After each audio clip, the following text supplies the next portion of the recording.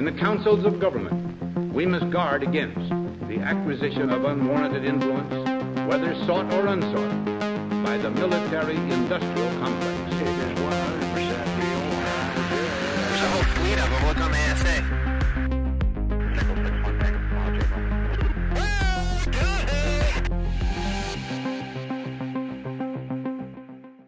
All right, welcome back to the Curious Dimension podcast, where we discuss sacred geometry, ancient civilizations, esoteric texts and wisdom, and what I believe to be the biggest story in human history, UFO disclosure.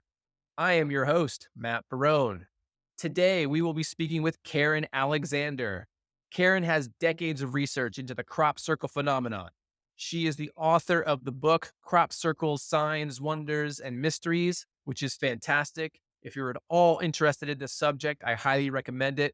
Karen has a background in psychology and has a wonderful perspective on how the crop circles affect people in personal ways. This was one of my favorite shows so far. I hope you enjoyed as much as I did making it. If you have a moment to hit that subscribe button, that like button, and leave a comment, it really helps out the channel and me to make more content. Without further delay, enjoy the show. Thank you. I really want to thank you for doing this. I've been fascinated with this. I've done a deep dive into this over the past 4 or 5 months. Just to kind of tell you how I found you was I found you through the Geometer's Compass podcast that I became a fan of over the past year, and so I've developed a little bit of a friendship with Scott Onstott. I haven't met Jeff Fitzpatrick yet. I hope to talk to him at some point in the future, but that led me to you. And then I got your book after kind of doing a deep dive into the crop circle phenomenon. And I just thought that your book was so well put together for someone new coming into this. I'd love to just kind of start, if you wouldn't mind just telling us a little bit about yourself and your background and how you got into this. Well, I'm Karen Alexander. I live in the UK. I first got into crop circles when I was in my early 20s, which is over 30 years ago now. And my initial interest in them was, I think like everybody, that they just presented this great big huge mystery. And then my sort of interest deepened in them, I was very fortunate to meet a guy called Michael Glickman, who was my mentor for many years. And he was a trained architect and was really interested in the form and the shape and the geometry of the crop circle, which never really sort of come across sacred geometry before, or the fact that geometry could have meaning or that numbers could have meaning. I was completely new to all of that. And I was fortunate then through him to meet people like John Michel, John Martineau, and lots of other people really who who have written about geometry over the years. So and I sort of carried on in his footsteps. We sort of lost Michael in 2020 during the pandemic. And now there's just sort of a handful of us now that sort of work together on drawing the circles and the geometry and, just being totally fascinated by it for all that time. One of the things that I find interesting about your approach to the whole subject is you definitely touch on the sacred geometry aspects of it. And I can tell that you enjoy kind of decoding and seeing what's there. But something I think is of true value that you really bring is your ability to see how it affects each individual kind of personally. I recently listened to your article that you wrote that Gary King put in the AI voice of Morgan Freeman. That was really beautiful. And I recommend anybody who's listening that hasn't heard that yet to go and give that a listen. I love the way that you talk about how the phenomenon affects the person personally. And you kind of don't get too much into, you don't hang on the who made it, is it a hoax, is it not a hoax? How does it affect the individual? Could you speak to that a little bit? Because I think that's something that you really are quite good at. Well, I guess I use my own experience of it really. And obviously from talking to lots of other people over the years, I've talked to hundreds of thousands of people, who have visited circles, who have come to some of the conferences that I've organized over the years. And and just listening to how these formations affect people is just incredible, because they do affect people in different ways, but also, as you said, listening to the article that I wrote, that there is kind of a thread that goes through it, goes through the experiences, and it really does change people if they allow it to. And that article really came around because I wanted to to kind of write it down, because it's kind of something that we don't really talk about a lot, I think, about how these sorts of things affect the human being. So it was really important for me to do that.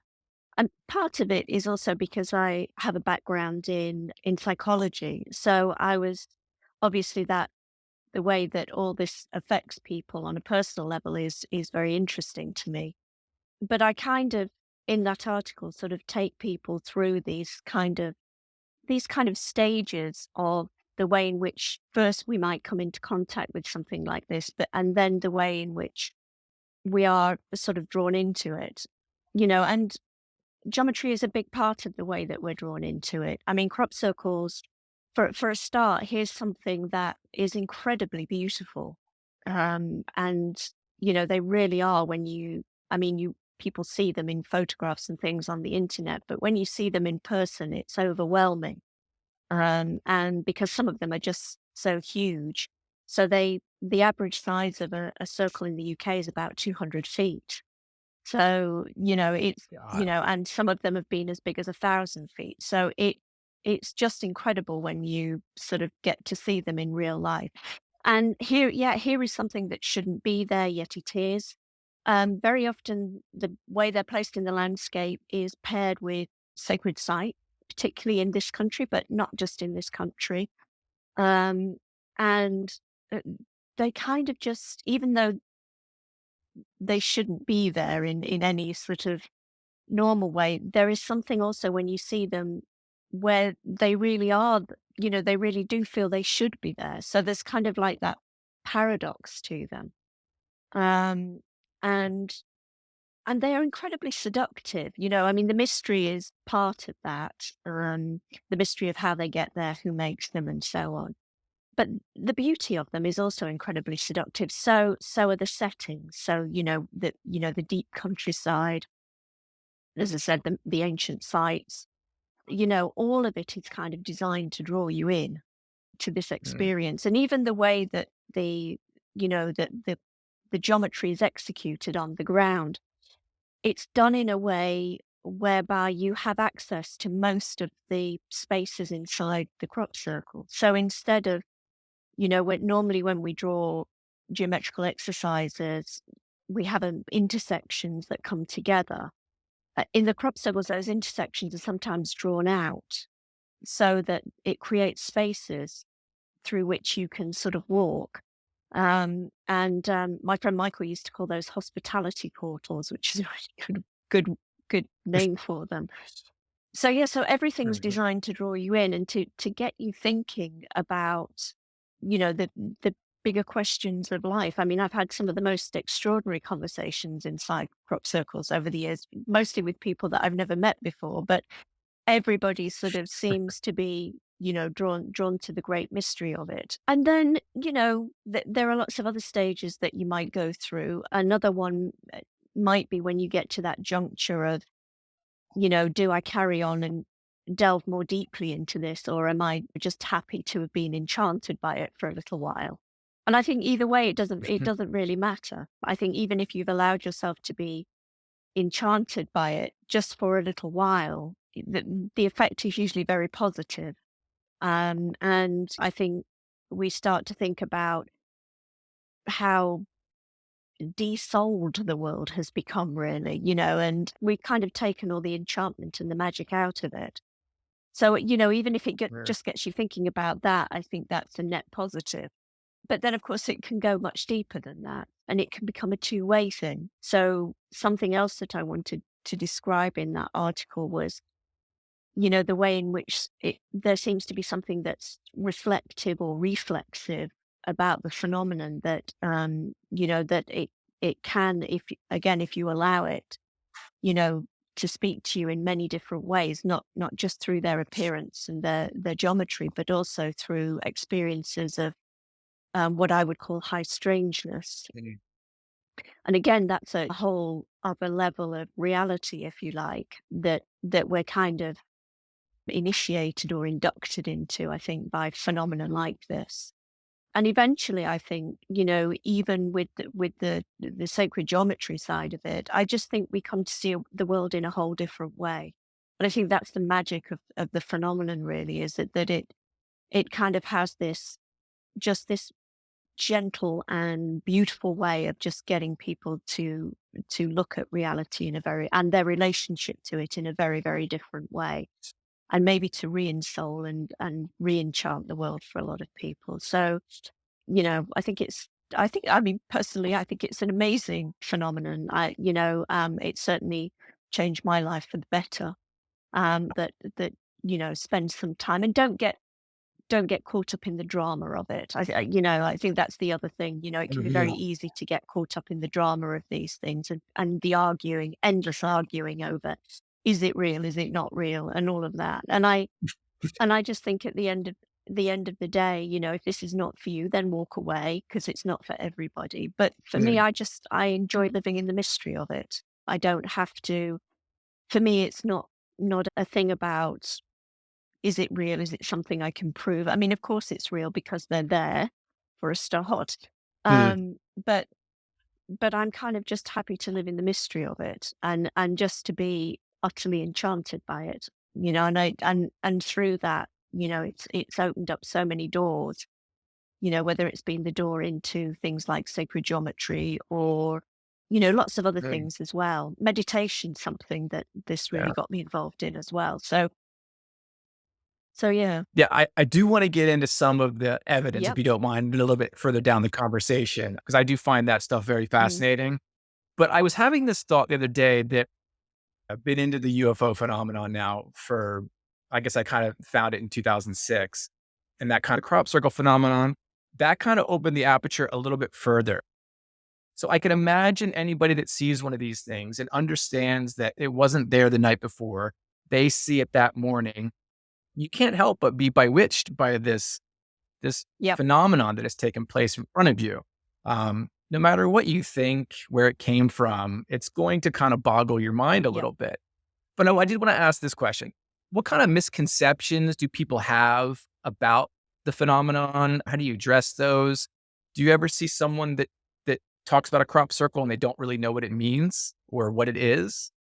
Maybe we should start by defining what is a Okay, crop that's a good circle. question. So, yeah, Mhm. first of all, one of the big misconceptions about crop circles is the fact that a lot of people think that the crops are cut inside the shape, and that's not true. So the crops are sort of laid down, not flat to the ground. Usually, the stalks will come up. Oh, I don't know, maybe 2 or 3 inches, something like that, and then they'll be bent over. They are very often swirled into a circular pattern, though not always. Sometimes the layers in them can be really complex and can create sort of these fantastic effects when you see them from the air with the light. Sometimes they can be knotted or plaited inside. They can have like these fantastic swirled standing centers. And sometimes those can be knotted, or, they are equally as much of a work of art on the ground very often as they are from the air. So that's one of the misconceptions. Some of the crops are barely damaged.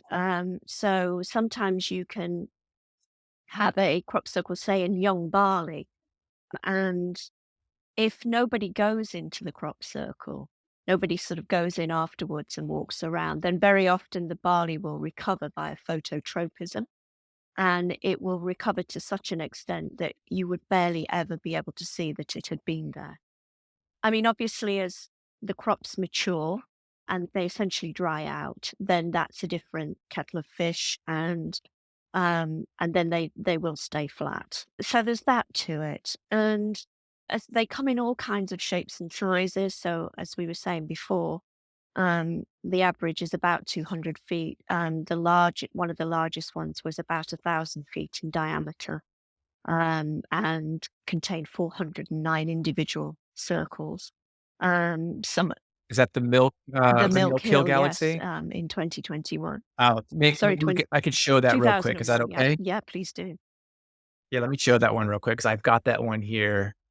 That is one of my favorite ones. Let me know if you see this one. Can you see that now? Let's have a look. Oh, yes, there I can see it. Yeah, that's it. Yeah, That one is absolutely it mind-boggling. is. And Yeah, so how many circles are in this one? it's 409. And the largest ones are about 70 feet in diameter. And the really, really tiny ones are maybe just a foot or a couple of feet in diameter. Um, yeah, and it appeared overnight. It wasn't there Overnight. overnight. Yeah, So it's a fact that this thing was not there the that's day right. Yeah, before, yeah. and And it had and then also, someone woke yeah, up. it had also rained really heavily the night it appeared, Oh my and god. it was pristine. There was no mud or anything inside it. It was just, yeah, utterly pristine. And and from the photos I can see, it looks like those circles, the crop in there is pretty tightly Yeah, swirled. Is that that's correct? right. Yep. Yep. So this was sort of right at the end of the summer in 2001. And Oh so the my crop god. would have been really ripe, almost ready for harvesting. But yeah, they were, yeah, all swirled. I'm not sure whether they were all in the same direction. I couldn't tell you that for sure. Um, Right. but I bet you most of them were. Yeah. Yeah. And I mean, how angry do the farmers get when these things show up? Well, it's a mixed bag with farmers. Some of them are Mm. fascinated by it, and are very open to it. Others who have perhaps had quite a few on their land over the years get pretty fed up with it, because it can cause quite a lot of damage. Although I have to say most of the damage is probably caused by visitors. But Jumping yeah, around. I think when the farmer sort of realized the scale of this particular one, I think he was just as awestruck as everybody else. You know, it's a pretty awe-inspiring thing to have happen. I mean, that's 1,000 feet in It is, yeah, diameter. yeah, I mean, that is absolutely it is, stunning. yep, yep, yep. Let me ask you a question. Is that the most amazing one you've ever seen, or have you seen some other ones that really baked your I think, noodle? yeah, I've seen many that have baked my noodle, but I mean, for sheer scale, I think that one is sort of one that's held up as, one of the most iconic crop circles of all time. One Uh, of the ones, yeah, that is most iconic. And there'd be many others. I mean, there was a really iconic one that appeared at Stonehenge back in 1996, which was a Julia set fractal. oh, I've got And that one too. We've got to share that yeah, one as well. yeah, I which love that was, one. Where's the yeah, Julius it set? was just I incredible. had that one up. That was, yeah, right outside Stonehenge, right? That's right. Yeah, Okay. there it is. Yeah, So and this is that like that was a across the street from Stonehenge? yeah, literally across the road. And that this one is 151 circles in this circle. There's an interesting story about this one um that a group of tourists had gone flying over Stonehenge. I think it was sort of in the late afternoon, the day that it appeared. It was the 7th of July, 1996. And when they had gone out and flown over Stonehenge, they didn't see this crop circle at all. And it wasn't until they were coming back about 45 minutes later that they actually spotted this in the field. So, there's a big question mark as to whether, this circle appeared in broad daylight in a very, very short period of time. But it was visited by so many people, with it being literally across the road from Stonehenge, everybody could see it. I think the farmer had to just give in and let everybody visit because he wasn't going to be able to keep them out. There was a friend of mine actually took a survey with a theodolite in this crop circle. And one of the things that was really interesting about it was that where the larger circles are, that's where the highest ground was. So, I mean, the other thing, that another misconception is when you see the crop circles in an aerial photograph like this that you think that the ground is flat when it isn't at all.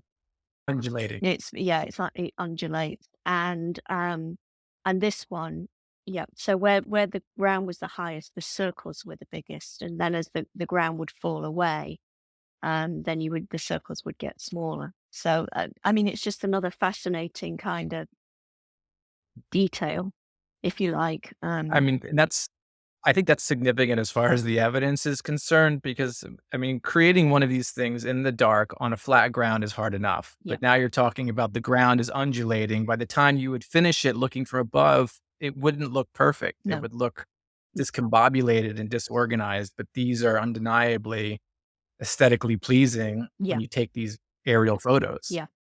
So I think it's an important piece there. Yep. Yeah. And this one was originally thought to be a Fibonacci spiral, but as you look deeper, it was a Julia set. Is that correct? That's right. Yeah. I mean, phi is something that we find in a lot of crop circles. So I think the original thought was, oh, I wonder if this might be a, a a golden section spiral, but it wasn't. It was actually a Julia set fractal. Um, so yeah, it's Could fascinating. you explain that to everybody? What is a Julia set? Gosh, well, fractal shapes are essentially, they're like self-replicating, self-similar shapes that repeat over and over again. And the Julia set, I believe, comes from mathematical equations to do with chaos theory. They're repeated, yeah, the sort of equations are repeated over and over again, and they on a computer you can generate these images. I mean, fractal geometry is not a new thing. You know, simple fractals have been known about for a very, very long time, but modern sort of more complex fractals is a relatively sort of new part of geometry. I mean, we also had a Mandelbrot set back in 1991 near Cambridge. In fact, very, very close to where Mandelbrot studied. So, um, you know, that's been one. We've had other fractals as well. The Coke snowflake fractal as well. We've had as a crop circle. So, yep, it's very, very interesting. You know, the fact that we would be presented with all of this.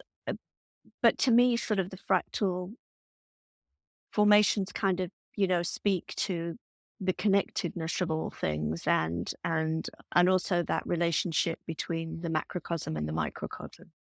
And also to do with time. You know, there's something about um, infinity, or, you know, the idea of everything being in the moment almost.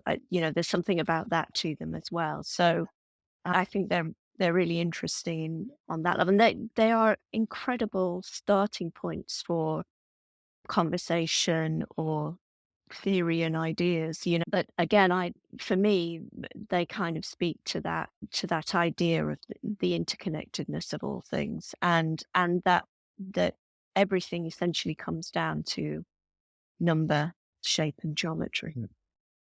All is number. I had this thought the other day. You know, it's great to decode the crop circles, but what do you think about? Could it be that whatever it is, and you know, I'm just going to go out and say this, I don't think these are all man-made. So whatever it is that is creating these things, is it just trying to get us our attention? Is it just trying to say maybe your reality isn't quite what you see every day?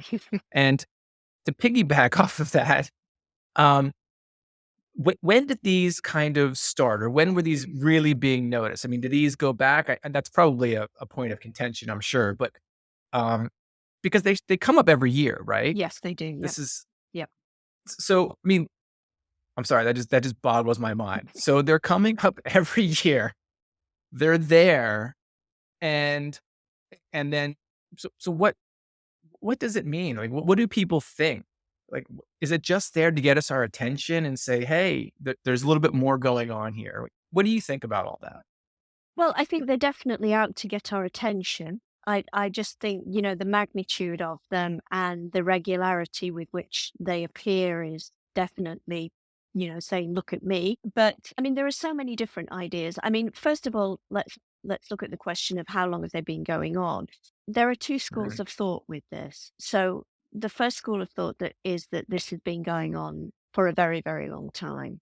And certainly there are records of circles appearing in crop fields that go back a long time. Certainly, Mm. some farmers that I've spoke to talk about sort of even their grandparents talking about them and telling them about them. So this goes back quite a way. So one school of thought would say that maybe they sort of started, I don't know, maybe as early as certainly recorded um, formations in the sort of maybe in the 19th, 20th century. But there is another school of thought that this goes back a lot further than that.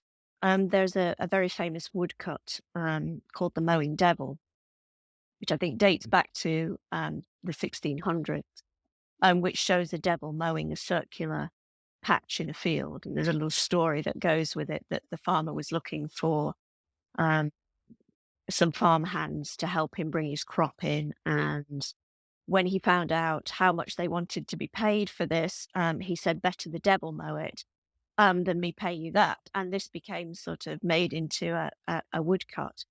Some people think that, that some of the old henges, circular henges in the UK could perhaps be part of what was going on as well. And just the whole idea of, as well of sort of marking the landscape in some way. I mean, we've been marking the landscape in Britain for thousands and thousands of years, whether it shaping the landscape with barrows and bell barrows and things like this, or maybe the chalk white horse at Uffington, which is thousands Mm. and thousands of years old. So it's very interesting. Maybe in some way you could say that the crop circles are kind of mimicking that in some way, or maybe the two things have kind of grown up together, if you like, over time. So I don't think there's enough evidence one way or the other to kind of say with any definition which one of those is true. But what I think you can say is that as we began to pay more attention to them, particularly from the mid to late 70s, that their numbers started to increase. So again, one is asking the question, Mm. is this reflexive or reflective? Is this somehow interactive with human consciousness? Um, Mhm. so, it's an um, interesting question to ask. But yeah, so that's the kind of the answer about how long has it been going on. I think as for the ultimate meaning of it, there have been many, many ideas over the years. I mean, these designs have been shown to people from native cultures, who kind of recognize them as messages from Mother Earth, for instance. So that Mm. there's a school of thought that crop circles are somehow generated by the Earth itself, which is a very interesting idea. There Mhm. are others who like to go the extraterrestrial hypothesis, or maybe the ultra terrestrial hypothesis. So there's lots of that ideas, lots of those ideas as Mm. well. Personally, I just think that whatever is going on here, that there is something somehow that is connected to it that has to do with some sort of consciousness. And Mm. however you want to describe that is entirely up to you. I prefer actually not to describe it. Only a safe way to be. Yeah, I just I also think it just stops you from making assumptions about it as well. Um Mhm. but yes, there is definitely something that, even if it doesn't come from the crop circles themselves, there is something that kind of gets in there between human consciousness and whatever it is that's going on in the field. Mm. And people can have a connection to it or an experience with it or even an ongoing relationship with it. Again, my friend Michael would often talk about sort of nudges and winks that he would get from the circles themselves, when he was trying to work them out or trying to understand them. Ideas would come to him and he'd no idea where it came from. I do think that they enable a connection to one's creativity. They do attract very creative people to them, whether that's geometers, mathematicians, or artists, even musicians, are very, very drawn to this, because there is something incredibly creative about it.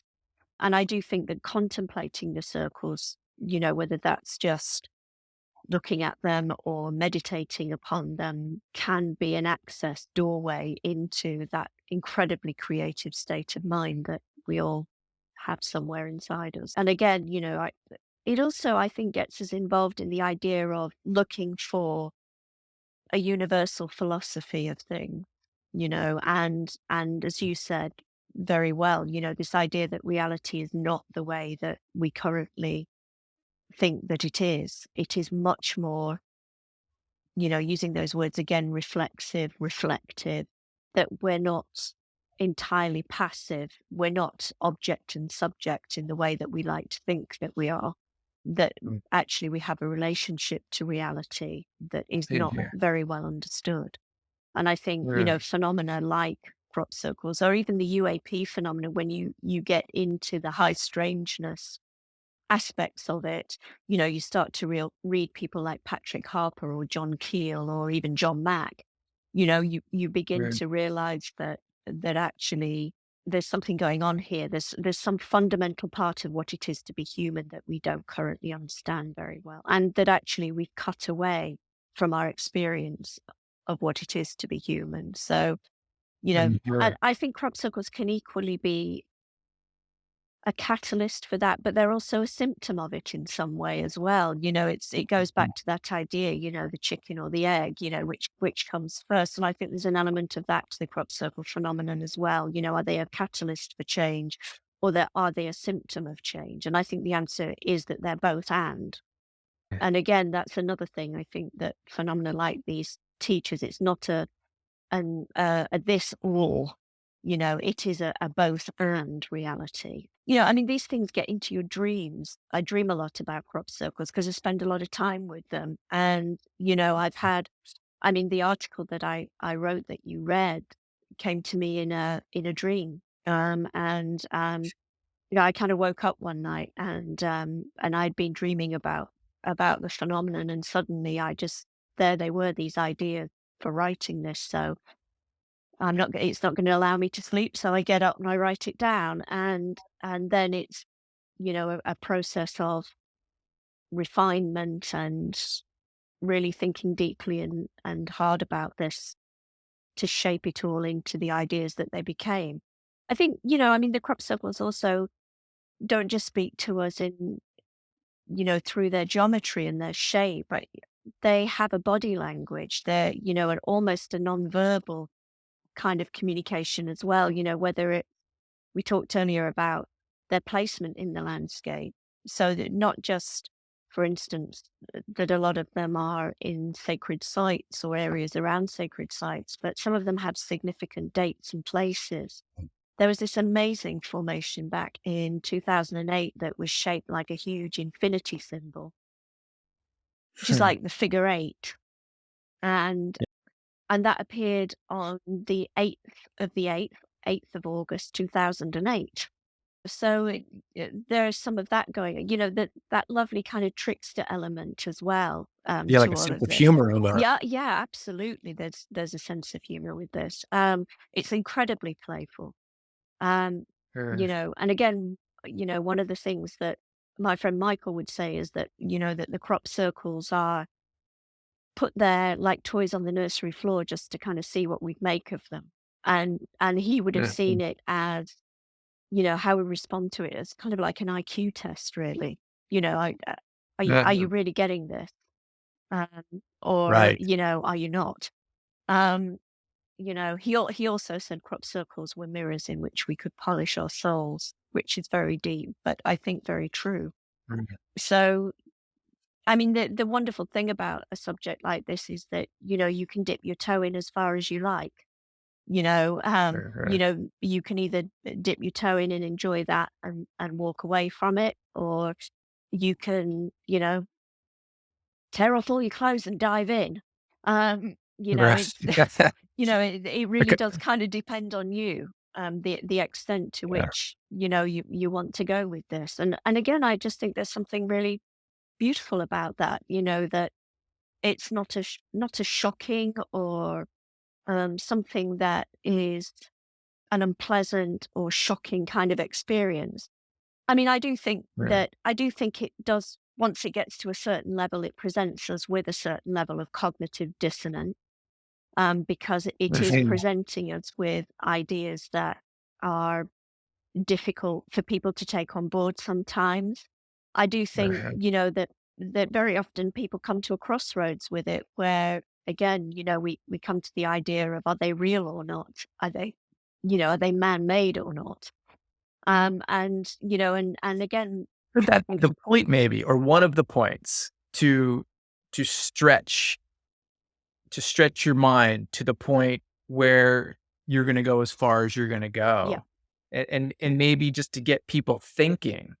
Um, I mean, I often wonder, like, are we in a way rendering them ourselves by just sort of being there, being aware of them, and then maybe it's feeding us a little bit more because of the people that are there. I know that's a topic that's coming out more in the UAP topic mm, now. Um, and I think Dr. John Mack did a good job of explaining that, as well as John Keel. yeah, It's funny you mentioned John Keel. I'm just about to finish his book, Operation Trojan Horse, which yeah, is touching on that a little bit in the yep, book. Um, it has an intimate relationship with the person observing it or a group of people observing it. yeah, Um, yep. so yeah, that's very interesting. There is something completely symbiotic about it. That, as I say, I think it responds on so many levels to the people that pay attention to it. I think the crop circle phenomenon so far was probably at its height from 2009 to 2012. And then numbers have slowly declined since then, although they did uptick again last year. And I wonder whether some of that is because people are looking again at this because of what's been going on with the UAP stuff, particularly in America. So, Right, um, right. I think that's interesting if people start to pay more attention to it. Maybe we'll see a little bit It more sparks it. going on in the fields. Yeah. Can we talk about the placement of them a little bit? Yep. There's a lot in Wiltshire, right? A Yes. lot of these, there's a high concentration there. They do pop up around the world, but for one reason or other, we see a high concentration in Wiltshire. Can you talk about some of maybe the theories or why that could be? I mean, there's obviously ancient sites there which maybe have a connection. I've heard the ley line connection Yep. or underground aquifer. Maybe you could talk a little bit about some of those and what people kind of feel. Yep. So, I mean, it is interest the placement of them is interesting. There have been a lot in Wiltshire over the years, and the other county is Hampshire as well, but they're sort of central southern England, and also into Sussex as well, so that's sort of going eastward. Um, they have appeared sort of all over the UK really. I mean, there is a lot of grain grown in those areas. There are, as you say, a lot of chalk aquifers where there is underground water in those areas too. Um, so those might be some physical kind of reasons. Crepuscles are kind of also placed in very interesting ways. So, like we were saying about the Stonehenge formation, where the largest circles are, on the higher Mm. ground. With the Milk Hill formation in 2001, that was on the highest point in Wiltshire. Were So, you there? That was the video, right? um, no, that's the one we looked at earlier, the really big one. The Milk Hill Yeah. Galaxy. Okay. I So, was thinking of the other one where you have the video. oh right, yeah. The Right. Yeah, go ahead. Talk yeah, about so this one. that was on the highest point in Wiltshire. So on the highest ground there.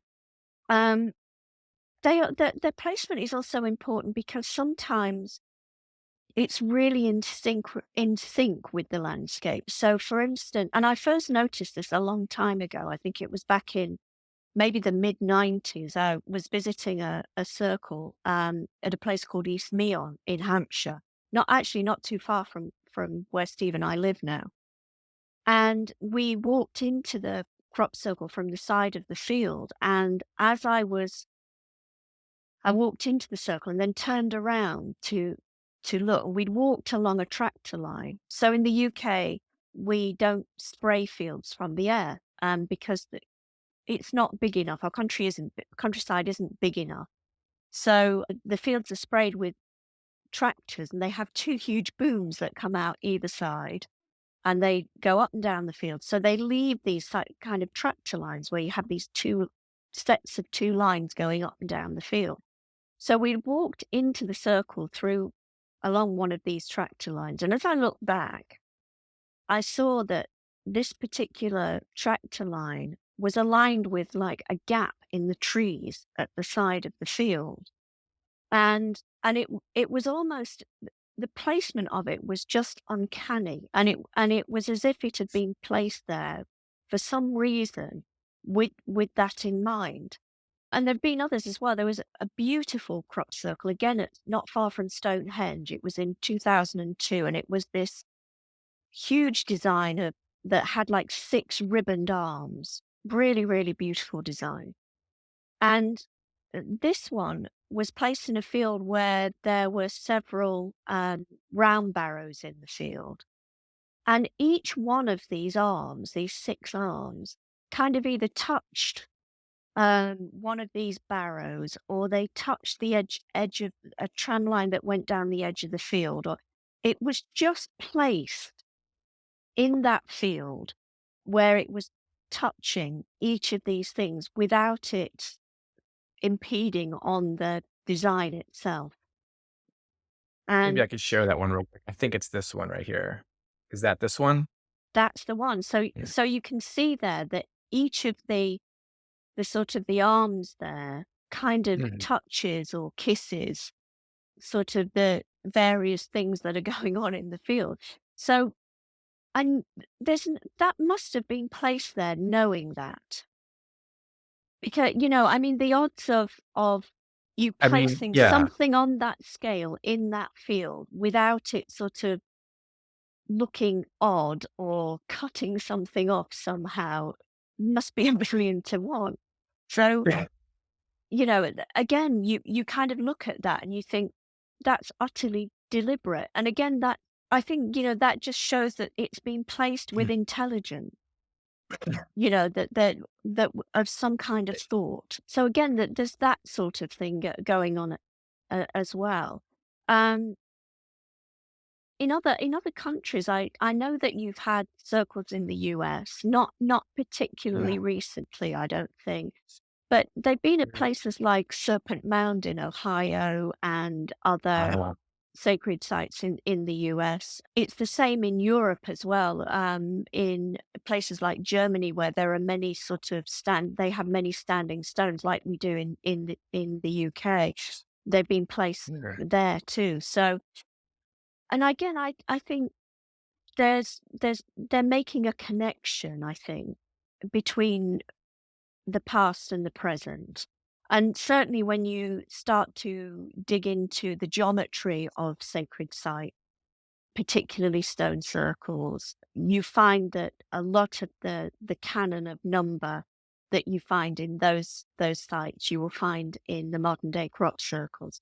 So it's kind of almost like, yeah, like attracts like.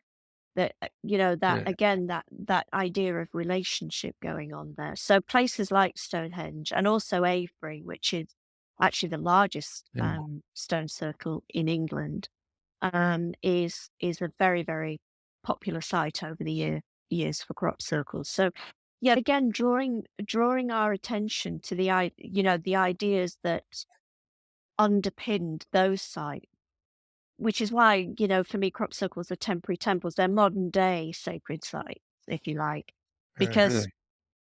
they embody so much of what our older ancient sites embody as well. I mean, even to looking at, sometimes crop circles mimic what's going on in the sky. So we had a total solar eclipse here in 1999, and Mhm. there were crop circles that referenced that year.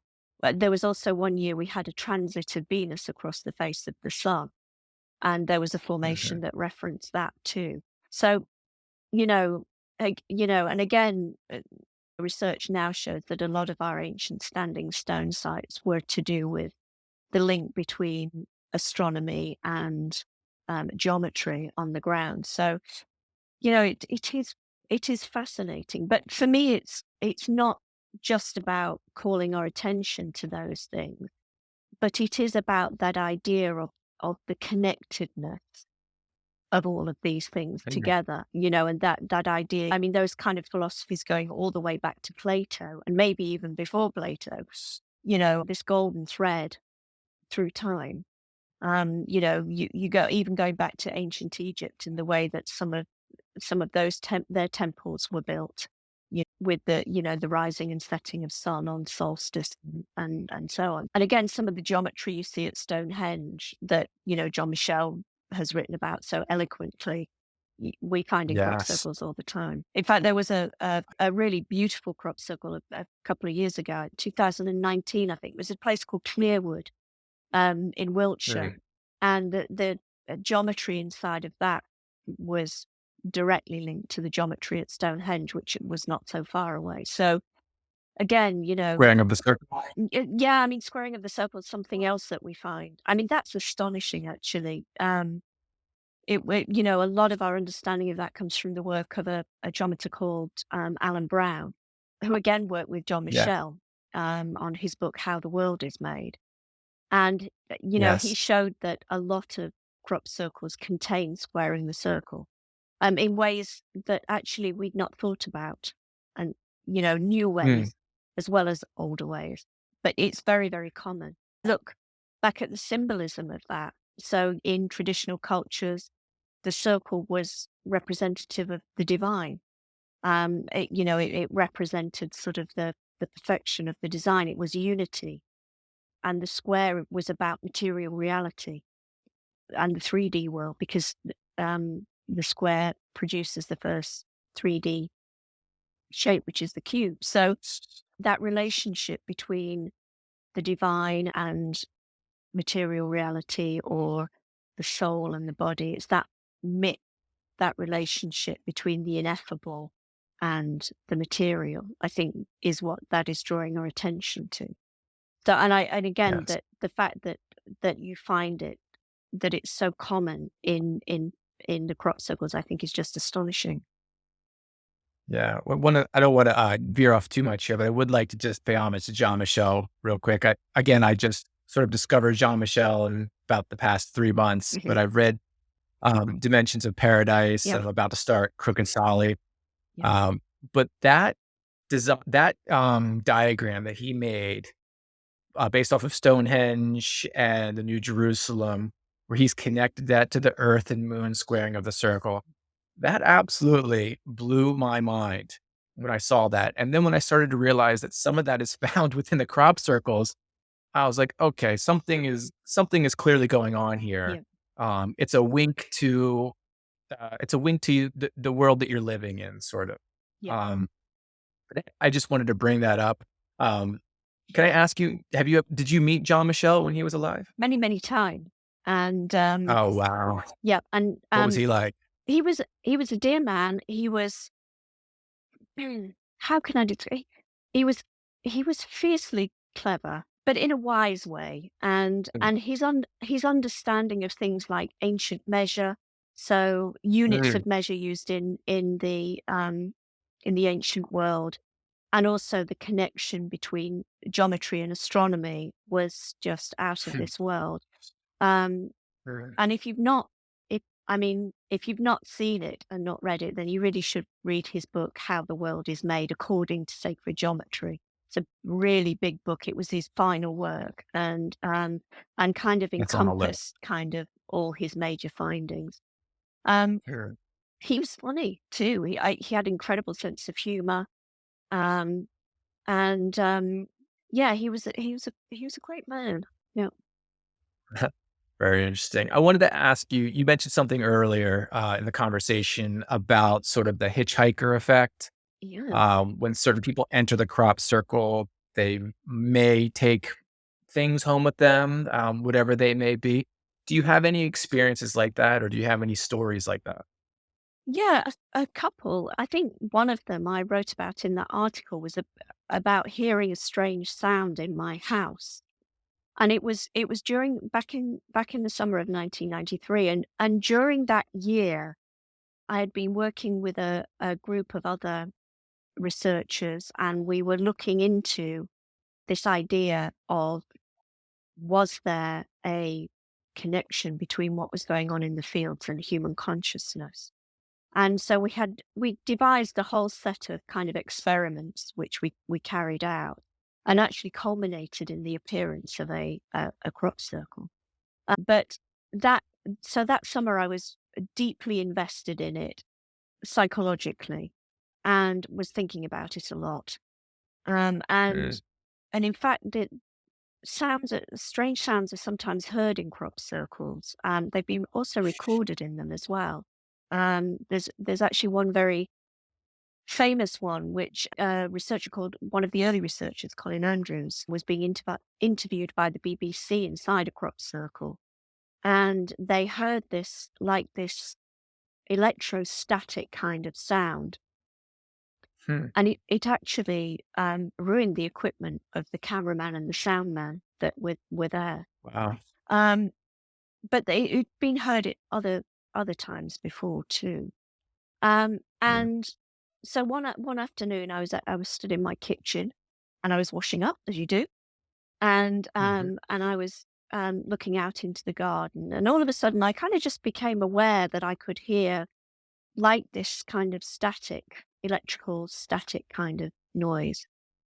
And at first I just thought it was something I wasn't hearing properly, that was in outside. And I thought maybe it was a car alarm or something that was going on, that I could just about hear. mhm, And as I stood there, I began to realize that whatever it was getting louder and louder. And so I dry my hands and I think, what the hell is that? And I had a friend staying with me who was actually taking a bath at the time, but my bathroom was on the ground mm, floor, so I was able to call out and say, "Can you hear that?"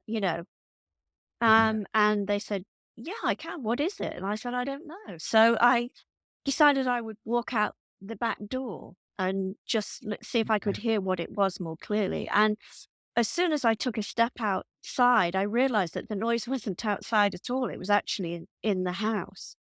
So I came back into the house, and all the time it was getting louder and louder. And it was just getting to the point where I was starting to feel slightly frightened by it.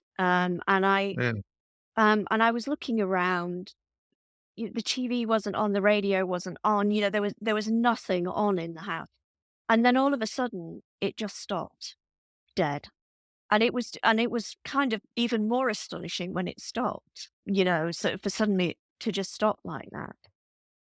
And it was just, I mean, what do you make of something like that? It's so, I mean, it's so hard to rationalize something like that, isn't it? So, right, but I just felt that I was so, as I say, psychologically invested in what was going on at the time that I kind of just maybe acted as an antenna for it, you know, right. um, like almost, Something. yeah, like a strange attractor or something, for it. But I've had, sort of various experiences over the years with this. I mean, another really, really weird one was um, seeing a cube in my bedroom, and Mm,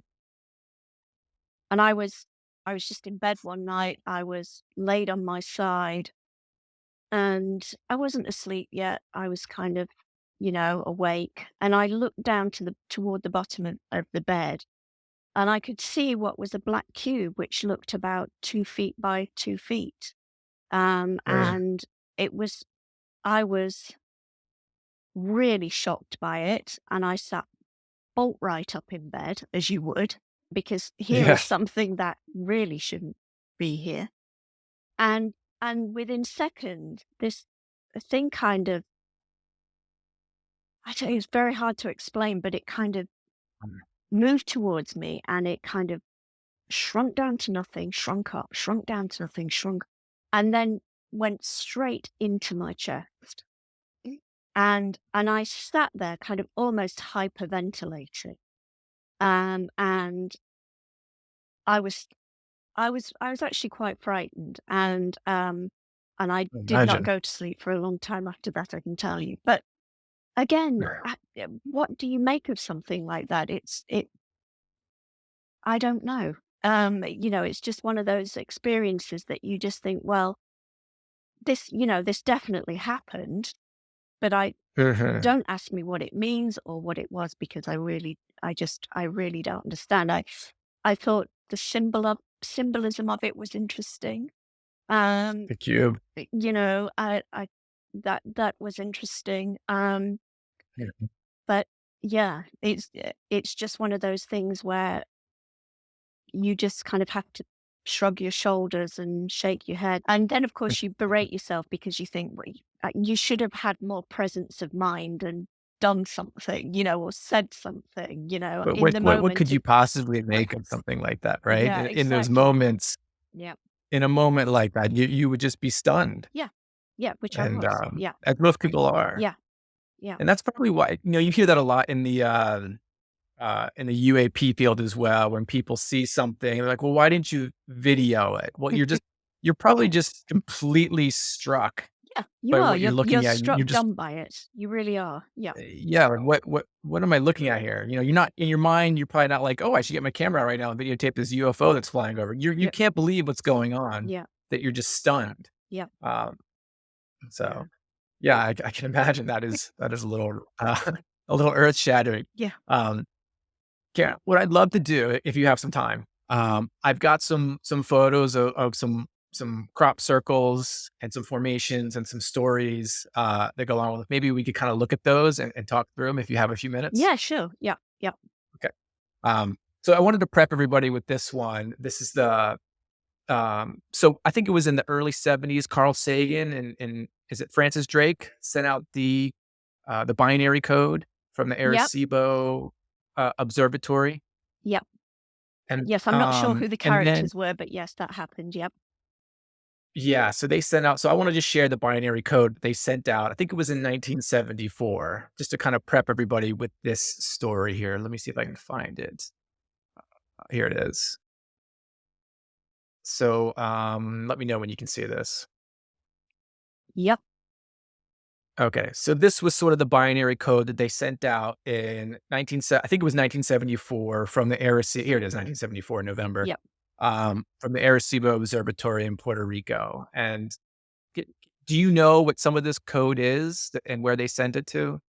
So I think I'm not sure where it was sent out to. I know some of the code um, refers to how the message was sent. So at the bottom there, in purple, is that's to do with the satellite. Sorry, the dish it was sent from. I think Mhm. then obviously the little red guy is meant to represent human beings. Human I being. think there's something to do there with maybe DNA, the DNA Yes, in the middle, I believe. sequences. Yep.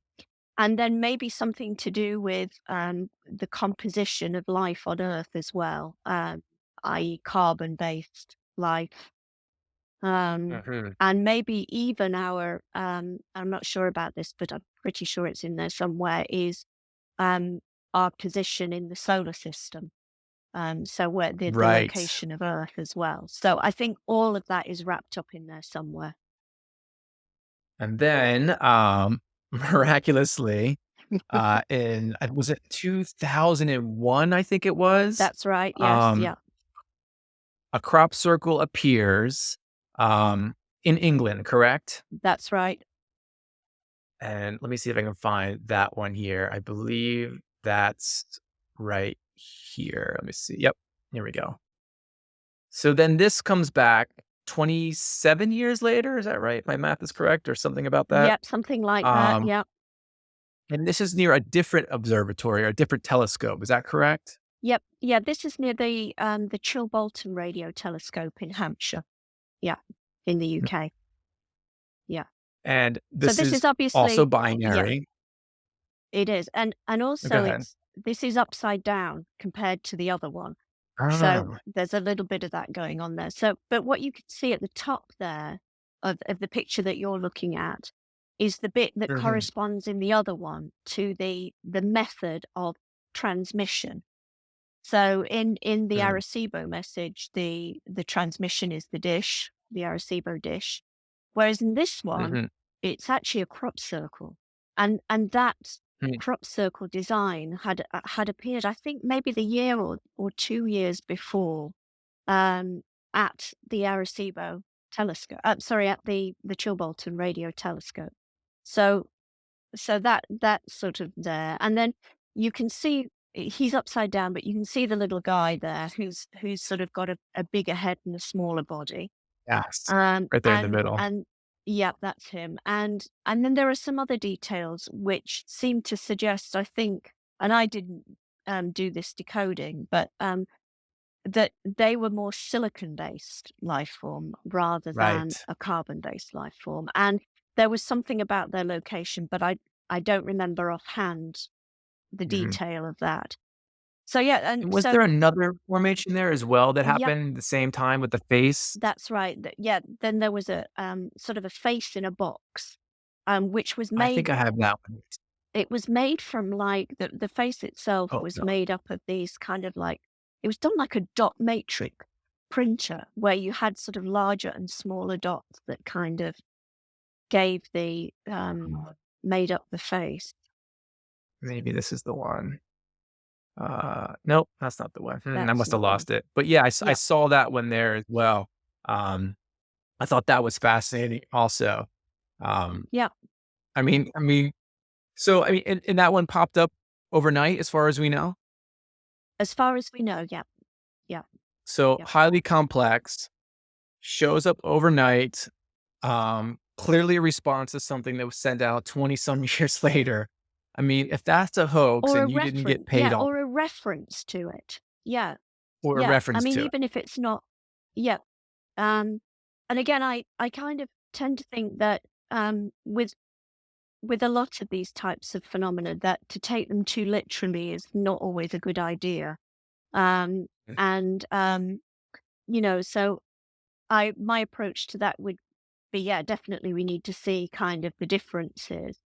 But then I'd be looking at, the idea that maybe what's being communicated here is the idea that the crop circles themselves are a form of message from mhm. something or somewhere. So yes, I I would be I wouldn't take it flat literally. I would Right. be looking at the again the sort of the subtleties, the body language, if you like, of it. Mhm. One other question I had, I heard this, and I haven't found anything else to back this up, but is it true that there are black helicopters that sometimes fly around the formations, observing them? I mean, is that lore, or do you know if that's something that actually does happen? Um, Or no, I think it does happen. But I don't know the intent of that because the thing Mhm, that people have to understand is that Wiltshire is home to Salisbury Plain, which is the largest military kind of training and testing range in the UK. So there mm, are always military there's always military stuff going on. You can sometimes hear the guns going on Salisbury Plain in the Wiltshire countryside. I've mm, seen helicopters come in and look at crop circles, definitely. I've seen that, been in the field mm, when it's happened. Um, but mhm, again, it's so hard to tell what they're doing. Are they there just because, they're training and they're using it as a target? Or, are they just mhm. curious, like the rest of Right. us? Or are they there to sort of observe? It's difficult to know. But yes, it Mhm. happens, definitely. Yeah, I'm sure. Um, so there's another one, I'm sure highly controversial that I'd love to talk about. You might know what I'm about to pull up here. And this one was in your book towards the end. Actually, you know what? I want to show the face real quick. I have found the face. Here it is. So just so everybody knows, this one showed Yeah. up right next to the possible response to the binary code. This was right there. And do you know how big this one was? It's probably between 150 and 180 feet on the longest Mm. side, somewhere. I don't know the exact, but looking at the distance between the tractor lines, it looks about that. Yeah. And is the crop woven there? Yeah, I mean, it's made up of standing shapes of various different sizes. So some of the really Mm. small ones towards the center are just like tiny standing tufts of wheat, whereas some of the others Mm. are obviously sort of bigger shapes. And you can see that they're not, Mhm. some of them look circular, but they weren't actually circular. I think they had a sort of a slightly sort of diamond shape to them. But Right. fascinating how it was done. And it looks amazing as well. It's almost like Yeah, news, that like the way they used to do photos in newsprint, where they would use a right. dot matrix to do it. Yeah. Right. Yeah. Very fascinating. Um, yeah, there's one or two more I'd like to pull up here. Let me see if I can find this one. I think it's right. Where is that one? No, no, no. Oh, where did you go? I had it here. Ah, here it is. So this one, very interesting. Also binary code in that circle. Is that correct? I don't think it is binary. I think it might have been ASCII, something like that. Um, so I'm not sure Interesting. what the code was, but I don't think it was binary. Um, And where did this so one pop up? ASCII, something like that. I think ASCII code. Mhm. Um, This was 2002, it was, and yeah. where was this one?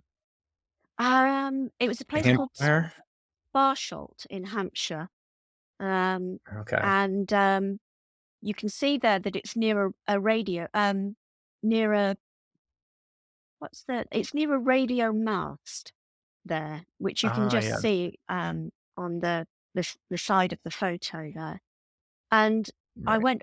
I went inside this particular crop circle. Oh gosh, Um, massive. it was big, but it was just unfathomable at ground level. You had no idea what you were standing in at all. And the What? design itself was made of lots of lines, and some were wider than others. That's kind of how the design was kind of made to give that sort of light and shadow. It was just incredible. I mean, And it is was that is that's insane yeah, it was to it do was that in also crop.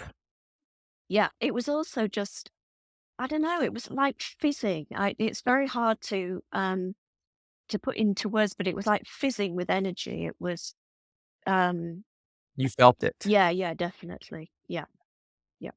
Is that something that happens in other crop circles, or was this one kind of special that you were feeling that? Um it does happen in other circles. People have all kinds of feelings inside the formations, but this one to me was just it just felt really energetic.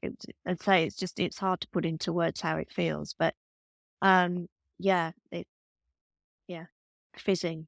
And what did you say you said that this was decoded because I saw That's this in right. your book that you had the Yeah. words here. And what was how was it decoded? You said this wasn't binary. What did you call it? I think it was ASCII code. ASCII. ASCII. ASCII ASCII code. Yeah. Yeah. Okay. And then, do you remember off the top of your head what the code stood, or I could Oh, pull it up? I think it said something like we oppose deception. Yeah, And then it said, oh gosh, this is a test I've now. got it here. Uh, Beware the bearers of false gifts yeah, and their broken promises. Much pain, but still time, believe.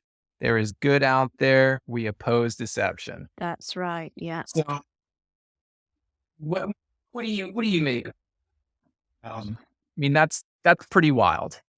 That not only how big this thing is, what it looks like. I mean, there's clearly a face there that is I'm just going to say this, it's non-human. Yep. And then you have this language that has been decoded, and that's the message. Um, what do you make of that? It's it is it's so yeah, I mean, it's just mind-blowing, isn't it? And, um, I think the message is very interesting. You know, that idea of almost keeping the faith with something, I think is very interesting. I think the faith itself is fascinating because, you know, I for me, this crop circle was all about um, the idea of the other and kind of how do we see it, you know, and also the importance of um, putting a face to something, and um, I found it as a crop circle, I found it incredibly confronting, you know, compared to a lot of them, which are very kind of I mean, normally crop circles that they're sort of mandala like, they're beautiful, there's a gentleness to them. Whereas this is, you know, I mean, he's really in your face. Um, Mm, you know, if you want a pun. So um I mean, the answer is I don't know what to make of it. You know, I mean, there are some people who will literally take that as being a message from a gray alien, you know, and right. and maybe they're right. I mean, I don't know. There's no Um, way to know. there's no way to know. And for me, again, I have a really open mind about it. I think it could be exactly what it purports to be, you know,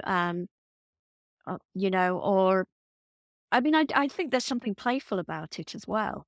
You know, that you know Mhm, the image itself. I mean, again, it's confronting, but there's also that playful element to it as well. I mean, it's really interesting because I didn't get to fly over that one, and my other mm, half, Steve, was in the helicopter that day, flying that one, yes. and he didn't even know what it was.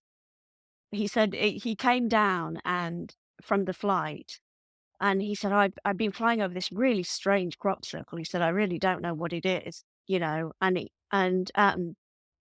was in the days when we were shooting on film, so we had to take the film to be Mm, developed. And when we got the prints back, I mean, I was just astonished. Um, and and I don't think he saw it at first. And I said, "Look at this, you know, look what it is, you know." But he said at the time he was doing the flight, he was just concentrating on trying to get the photography done and get it right and everything. That he didn't, mhm. you know, he just didn't even see the design, which I thought again, I just thought was interesting. But but yeah, I mean, I just I think a lot of people get some real, you know, ontological shock when they start to look at something like that. You know, as well they might really. You know, because as I say, there's something quite confrontational about it. But it is an interesting message as well. Yeah. Yeah, and I'm always weary of people that say, "This is what it is." I'm very skeptical of people that say, "I know what this was." I mean, how could you possibly? I mean, you're dealing with something that is so mysterious, so anomalous. You have no idea what No. this is from. All you can see is the evidence and then how it maybe affects you and how you think about it. Yeah, and you know, and again, talking to other people, you know, who have spent time looking at it or actually went inside it. I mean, there were lots of people who went inside that one. You know, And they is all all felt that yeah, sort of static. yeah, yeah. Mhm, The other thing that formation carries is it carries a hell of a lot of power. It's incredibly powerful mm, as an image.